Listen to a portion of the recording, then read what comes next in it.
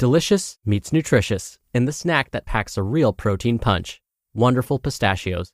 Each 1-ounce serving of Wonderful Pistachios has 6 grams of protein, giving you over 10% of your daily value and making Wonderful Pistachios one of the highest protein nuts. But perhaps more than that, I love all of the flavors they have. Their sea salt and vinegar ones are my favorite when I'm craving that flavor but want to keep it healthy. But that's just the tip of the iceberg. Wonderful Pistachios come in a variety of flavors, like chili roasted, honey roasted, smoky barbecue, and jalapeno lime, perfect for enjoying with family and friends or taking them with you on the go. Whether you're a pistachio purist who loves cracking open every nut, or you prefer the convenience of no-shells pistachios, Wonderful Pistachios has got you covered. Grab Wonderful Pistachios and elevate your snacking game today. So fill up with a healthy snack when hunger strikes. Visit wonderfulpistachios.com to learn more. That's wonderfulpistachios.com. This is Optimal Health Daily, episode 2586. Think you can fail only if you try? Think again. By Nia Shanks of niashanks.com. And I'm your host and narrator, Dr. Neil. Hey there, happy middle of the week Wednesday, and welcome back to Optimal Health Daily, where I read some of the best health and fitness blogs to you, and always with a bit of my commentary at the end. Now, today is Wednesday, and like I do every Wednesday, I'm about to share an inspirational quote with you. I should also mention that today's article by Nia Shanks is also full of some amazing quotes, so you'll definitely get lots of inspiration by listening today. But let's start with our first quote. Nothing is worth more than this day. Johann Wolfgang von Goethe. All right, and with that, let's get right to it and start optimizing your life. Think you can fail only if you try? Think again. By Nia Shanks of niashanks.com. We may hesitate to do something or try new things because we don't want to fail. But what if not taking action could lead to an even bigger failure? If we tried something and didn't attain the desired outcome, we define the event as a failure. We tried, it didn't work, or was a catastrophic disaster, therefore we failed. Failure, it seems, is a result of taking action. Just do it, they say. Well, maybe you just did it and hated it, or perhaps the outcome was worse than you expected or could have prepared for. This is why we can easily smooth talk ourselves out of taking action. Trying to avoid failure is a comforting excuse to not take that risk or try that new thing and remain safely in our comfort zone. Taking action is scary because it's an opportunity for us to fail. It makes us vulnerable. We say, if I do this thing, I could fail miserably.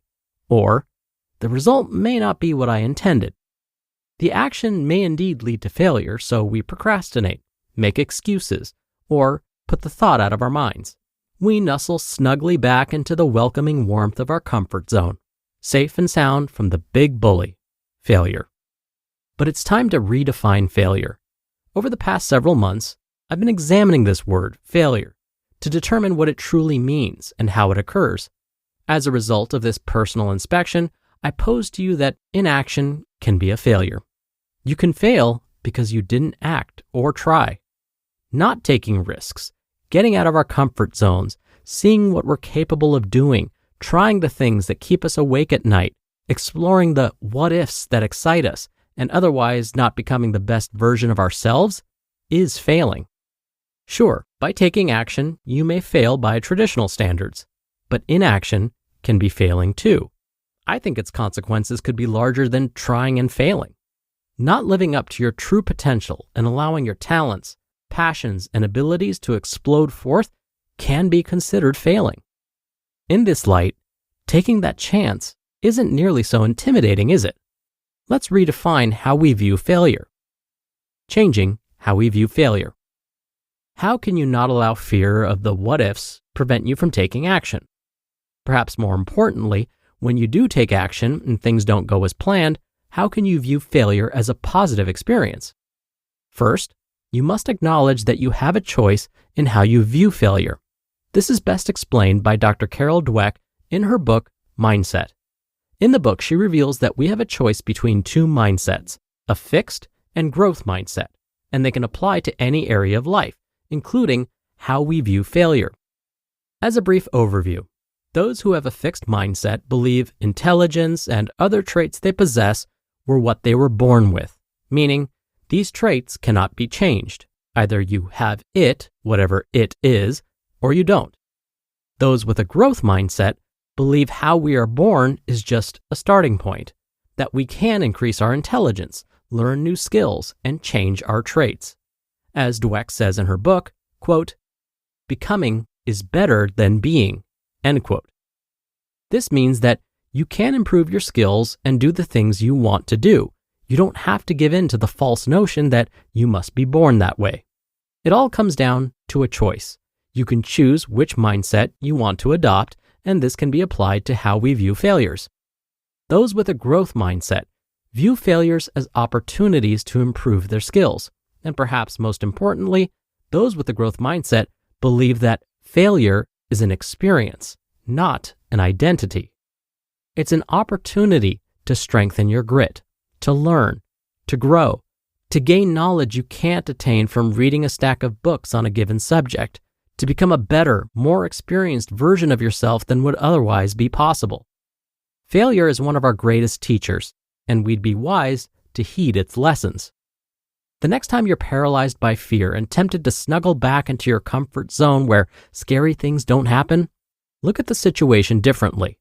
Could you fail worse by not taking the chance, doing the thing, or fill in the blank here? Could not taking action lead to far greater consequences than if you tried and failed?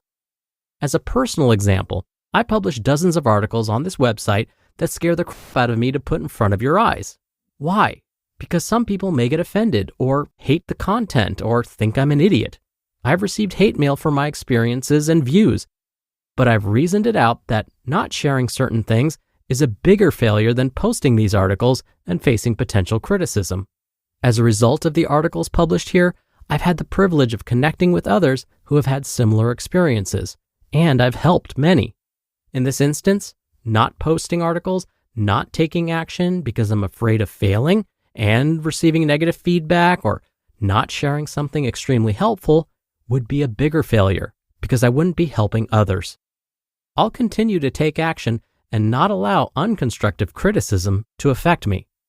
From my perspective, as shown with that one small example, failure can happen because you don't act. What if you take action and do end up failing anyway? First, have some compassion for yourself. Second, harness the growth mindset and use that experience to make you better, smarter, and more resilient. You can do this if you want to. Remember, it's a learning experience. It doesn't define you. In the end, we all have a choice. When it comes to failure, don't fear it. Not doing the things you want to do can be a bigger failure. Should you encounter failure, learn from it. While it may be a suckfest at the time, you can choose to use that experience to grow. To quote Dr. Dweck one last time, quote, "You can look back on your life and say, I could have been, or you can look back and say, I gave my all for the things I valued." You just listened to the post titled, "Think You Can Fail Only If You Try?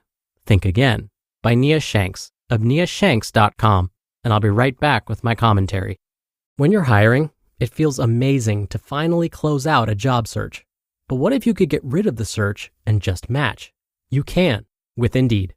Indeed is your matching and hiring platform with over 350 million global monthly visitors and a matching engine that helps you find quality candidates fast. Ditch the busy work. Use Indeed for scheduling, screening, and messaging. 93% of employers agree Indeed delivers the highest quality matches compared to other job sites. One of the things I love about Indeed is that it filters out incompatible applicants. So when you're hiring, the process is much faster, and you only have to consider applicants that are already likely to be a great fit. And listeners of this show will get a $75 sponsored job credit to get your jobs more visibility at Indeed.com/health. Just go to Indeed.com/health right now and support our show by saying you heard about Indeed on this podcast. Indeed.com/health. Terms and conditions apply. Need to hire? You need Indeed. Dr. Neil here for my commentary. If we find we're stuck in a back and forth argument with ourselves, the one today's author Nia talked about in the beginning of the episode, where we say, if I do this thing, I could fail miserably, or if I do this thing, the result may not be what I intended. What could end up happening is we end up convincing ourselves that it's just not worth taking the risk and doing that thing that we're scared of. But there's a way to get ourselves out of this endless debate loop going on in our heads and possibly get closer to taking action. In fact, Nia's suggestions in today's article help us get started on this path. Nia said that we need to look at the situation differently. For example, we could ask ourselves, could we fail worse by not taking the chance? And could not taking action lead to far greater consequences than if we tried and failed? But before we answer these questions, take out a piece of paper and draw a line down the center of it. On the left side of the line and at the top of the page, write the word cons. On the right side of the line and at the top of the page, write the word pros. Yes, you heard right. Create a good old-fashioned pros and cons list. So when we ask ourselves the questions Nia posed in today's article, like, could not taking action lead to far greater consequences than if we tried and failed? Write down the pros and cons of taking that action. And notice, I suggest starting out by listing the cons first. That's why they're on the left side of the page. Then end by listing the pros. By ending on a positive note, this will hopefully help get us into the right mindset to take action. And of course, like I always say, writing things down helps make this more real. It tricks the brain into thinking there's already some positive things happening. All right, that'll do it for today. I hope you have a great rest of your day, and I'll see you back here tomorrow where your optimal life awaits.